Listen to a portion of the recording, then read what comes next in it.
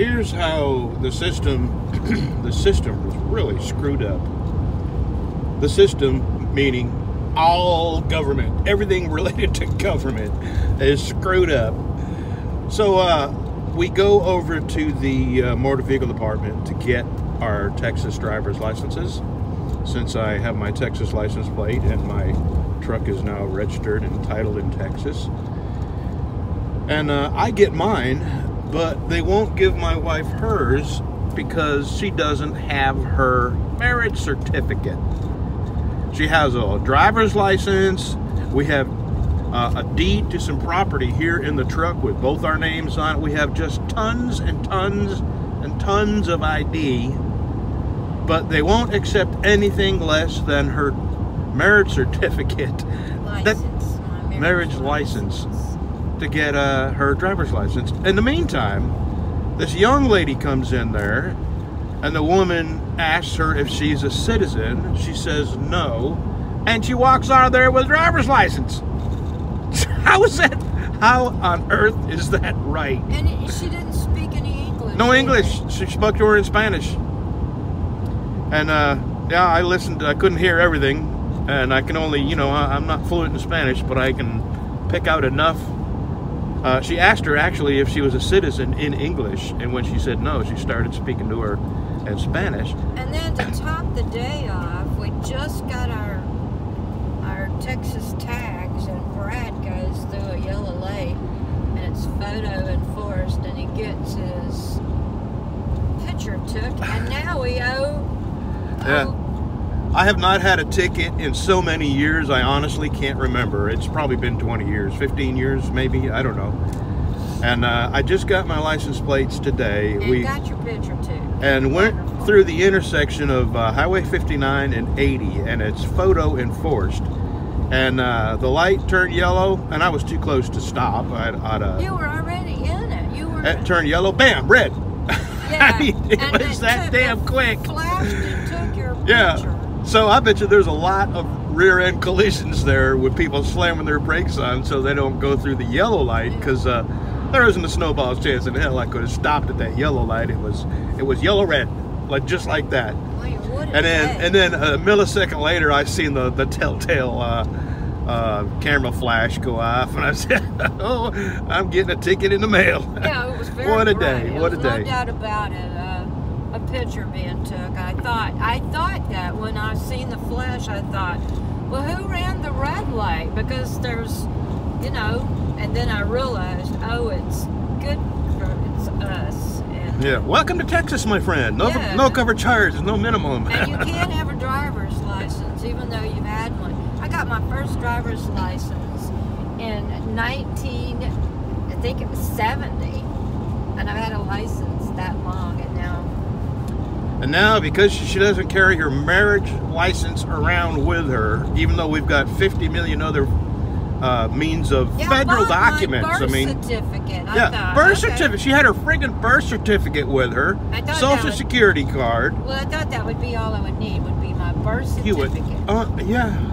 It just. And anyway, an illegal walks in, doesn't have, you know, what kind of ID can she possibly have to get her driver's license if she's here illegally? And anyway, walked out with a driver's license. I just can't believe it. And to start the day off, it snowed. Yeah, not much, but I hate every single flake of snow on earth, because it usually comes with cold. And I hate cold more than coconut, and I hate coconut. Oh God, I hate coconut. Okay, enough of us bitching. My wife is in there getting her driver's license now. We have the her marriage certificate. And anyway, she's in there getting her license, and I would go in, but she's leaving her purse. I've got 2 guns in here. I've got stuff in the bed that I don't want to leave, tools, and so I'm going to have to stay out here. I was going to go in and give her moral support, but then I can't bring my gun in here because it's a government building. And anyway, you remember the couple that the lady supposedly had this homeless veteran give her his last 20 bucks when she was stranded without gas. And she told that heartwarming story of kindness. And she started a GoFundMe page for him and ended up raising $400,000. And then the lawsuits started when she wouldn't give that homeless vet all the money.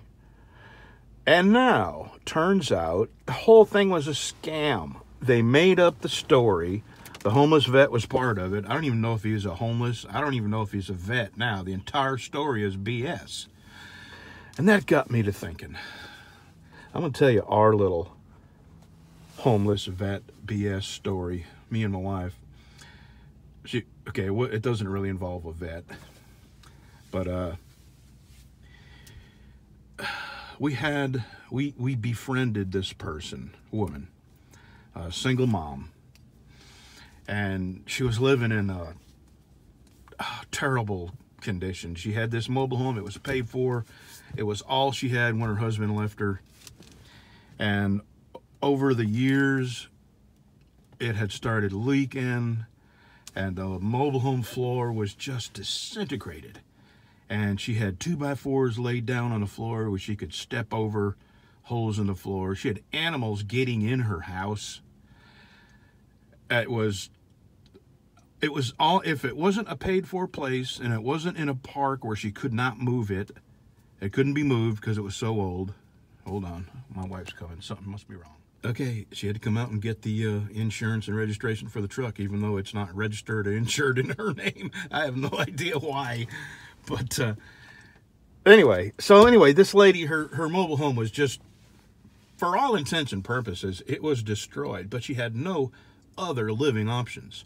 So, my wife and I, with our own money, rebuilt her mobile home.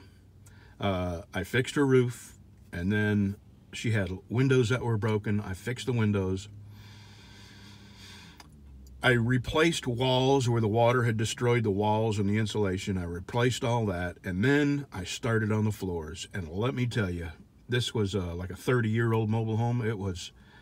Everything was stapled and glued, and it took me, a couple of weeks of very hard work.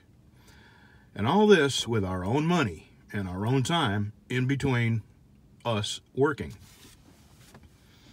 And I would say that we probably spent about, $3,000, $3,500.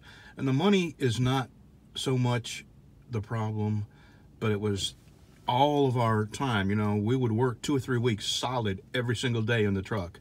And then when we would come home, we would work on our house. So we went to work and worked, and we came home and worked.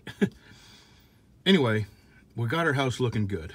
I put new flooring down after I replaced all the saturated particle board, warped. I pulled it all up. I had to add 2x6 floor joists. I had to do a lot of repair work under there. And then I found some heavy duty, it was 1.25 inch particle board. And that was really hard to find. And I found some. So I replaced the particle board, and then we went with our own money again and bought vinyl flooring. I put new floor down in her trailer, and then I painted the walls. And my wife, she made curtains. And we were friends for a long time. And then the lady got cancer.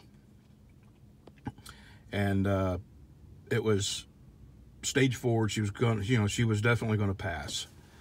So she wanted us to take her to several banks because she had to move money around for her kids so they would have access to it. This woman had $60,000 in one bank and $30,000 in another. And my wife and I, we were absolutely destroyed that she let us do all that work in her house. And she had more than enough money to change her situation, buy a new mobile home, pay somebody to repair her old mobile home. She let my wife and I spend our own money and weeks of our own time. She doesn't look happy. Hold on, she's coming back. No, she wasn't happy. And let me finish this other story. Yeah, that lady passed away, and to this day, when I think about someone taking advantage of the general kindness and compassion that most people have for other people, I mean, that by and large, I believe the majority of people in this world have compassion and kindness. I mean, you have psychopaths, and you do have people that wouldn't pour water on you if you were on fire. But by and large, I think most people care about others. And that's what she took advantage is the general concern for other people that most people have. And she was one of them that took and didn't help. And in all the years that we knew her, she, when you think about it, looking back, she never did anything for anybody. She never helped anyone. She never seemed concerned about problems or dilemmas that other people were experiencing. And it didn't dawn on us until after we started carrying her around to tidy up her financial things that she had more money than we had, way more. Anyway, so here's the license. My wife did not get her license. And I tell you what, this is the Marshall, Texas Motor Vehicle Department. And I'm convinced that they go to great lengths and take great pleasure in trying to find ways to prevent you from getting your license or registering a car. Because now, see, the last time they sent her back without her license because she didn't have her marriage certificate, of all things. I mean, we have literally a dozen pieces of paper, federal documents, saying who she is, who we are. I have my license. She didn't give me that kind of crap. And so we had to go back, and she dug out her marriage license, and we came back today, and on the marriage license, it has her previous last name, the man she was married to before me. So now she has to go, and we have no idea where to go get this, and we'll figure it out. Now she has to go and get divorce papers from the man she was married to somewhere, it's on record somewhere, to prove how she went from that last name to my last name.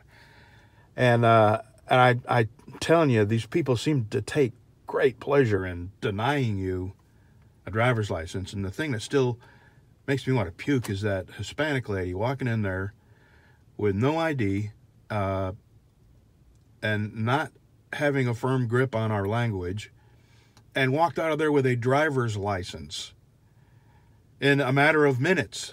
I mean, how does that work? Jeez. And not just the fact that she was Hispanic. I'm not saying Hispanic. I'm saying she was not a citizen. She was illegal.